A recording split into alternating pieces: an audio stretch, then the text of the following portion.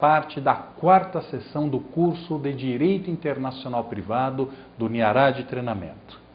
Já analisamos bastante conteúdo do Direito Internacional Privado. Primeira parte, nós alcançamos todo o conteúdo desse conjunto de artigos da Lei de Introdução que são procedimentais do funcionamento, ou seja, artigo 12 da Lei de Introdução, que trata da competência da autoridade judiciária aqui no Brasil, artigo 13, a prova de fatos no estrangeiro, artigo 14, a prova do direito estrangeiro, artigo 15, homologação de sentenças estrangeiras, competência, meus caros, do STJ, como acabamos de ver. E agora, para fechar, nessa última parte dessa sessão, vamos aos artigos 16, 17, 18 e 19 da Lei de Introdução ao Código Civil Brasileiro, do Decreto-Lei 4.657 de 42. E esses 4 últimos artigos eu divido em 2 blocos. 16 e 17, um bloco. 18 e 19, outro bloco. 16 e 17. Tais artigos contemplam princípios do direito internacional privado brasileiro. Artigos 18 e 19 contemplam competência da autoridade diplomática consular brasileira no exterior. Olhem só, artigos 16 e 17. Por que eu digo que são princípios? O artigo 17, já estamos a comentar há um bom tempo esse artigo 17, não? Artigo 17, em sessões anteriores eu falei do artigo 17 da Lei de Introdução, até mesmo em partes de sessões anteriores, logo no início do Direito Internacional Privado, eu trouxe aqui a menção do artigo 17 da Lei de Introdução, mas o artigo 16 ainda não. Tem o artigo 16 já aberto aqui na tela? Vocês podem abrir. Decreto-Lei 4.657 de 42, busquem na legislação do site. Está lá escrito. Artigo 16 da Lei de Introdução ao Código Civil Brasileiro. Quando, nos termos dos artigos precedentes, ou seja, em todos os artigos precedentes, principalmente no primeiro bloco dos artigos de Direito Internacional Privado da Lei de Introdução, se houver de aplicar a lei estrangeira, ou seja, se for determinada a aplicação da lei estrangeira, for indicada a aplicação da lei estrangeira, ter-se-á em vista a disposição desta, ou seja, da lei estrangeira, sem considerar-se qualquer remissão por ela feita a outra lei. Olha só como isso é simples, uma explicação bem objetiva. Se for indicada a lei estrangeira e permitida a aplicação da lei estrangeira pelo artigo 17, vocês já conhecem e vamos retomar, logo, em seguida. Se foi permitida e foi indicada a aplicação da lei estrangeira, muito bem, meus caros, essa lei que foi indicada deve ser aplicada. Essa lei que foi indicada, estrangeira, vai ser aplicada. Não uma remissão feita por essa lei. Por quê? Se fosse permitida a aplicação de uma remissão feita à lei que foi indicada, qual o risco que nós teríamos?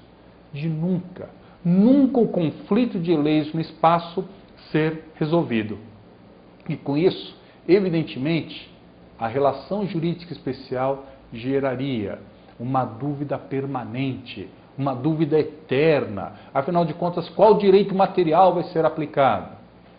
Sendo indicado um direito material estrangeiro, esse direito material estrangeiro deverá ser aplicado para ser solucionado o conflito de leis no espaço. Ou seja, a lei adjetiva brasileira do direito internacional privado brasileiro indica um direito material, pode indicar, melhor dizendo, um direito material estrangeiro. E sendo indicado, esse deverá ser aplicado sem qualquer remissão a outra lei. E o artigo 17, desse terceiro bloco de dispositivos do direito internacional privado brasileiro fundamentais. O artigo 17 é o artigo-chave. Vamos à leitura. Leis, atos, sentenças de outro país, bem como quaisquer declarações de vontade, não terão eficácia no Brasil quando ofenderem a soberania nacional, a ordem pública e os bons costumes. Meus caros, acho que está muito claro. Artigo 17, a metáfora. Cerca elétrica do ordenamento jurídico brasileiro. E último bloco de dispositivos. 18 e 19. Até já faço uma observação no artigo 18, existe um projeto de lei a tramitar no Congresso Nacional, que inclui um parágrafo ao artigo 18. Mas vamos à leitura. Tratando-se de brasileiros, são competentes as autoridades consulares brasileiras para lhes celebrar o casamento e os demais atos de registro civil e de tabelionato, inclusive o registro de nascimento e de óbito dos filhos de brasileiro ou brasileira, nascidos no país da sede do consulado. Meus caros, é uma competência, como eu disse, da autoridade consular diplomática brasileira no exterior. O brasileiro está no exterior, ele pode se casar, ele pode ter filhos e ele pode morrer. Ou seja, esses 3 atos da vida civil têm seu registro como órgão competente, o consulado brasileiro na sede do país onde o brasileiro ou brasileira residir. Atenção, boa pergunta para uma entrevista, para um concurso, para exame da ordem.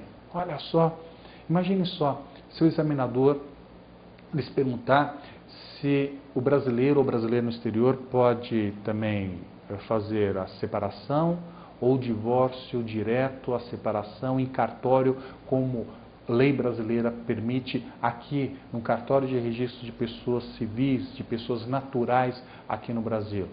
Não. Esse é o projeto de lei que inclui um parágrafo ao artigo 18. Ainda não.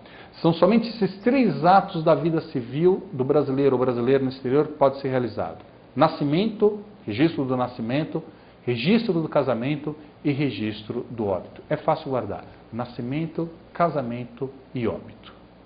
E o artigo 19, para que possamos fechar essa análise da lei de introdução, tem o seguinte teor. Reputam-se válidos todos os atos indicados no artigo anterior, no artigo 18, e celebrados pelos cônsules brasileiros na vigência desse decreto 4.657, de 4 de setembro de 42, desde que satisfaçam todos os requisitos legais. Muito bem. Artigo 19, ele confirma o artigo 18, fala dos requisitos legais, ok?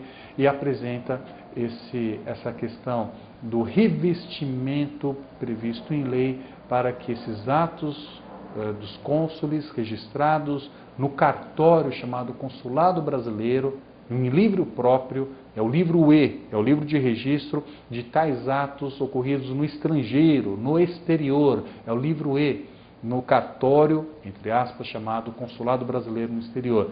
Revestido esses atos de todos os requisitos legais, tem validade. Mas lembrando, hein? Nascimento, casamento e morte. Nós conseguimos concluir, até agora, essas 4 sessões do curso de Direito Internacional Privado. A partir de agora, na 5ª sessão, nós começaremos a analisar as convenções internacionais do direito internacional privado, e convenções importantíssimas, que eu tenho certeza que você, no bacharelado, vai perceber a importância de cada uma delas na prática, na futura prática profissional.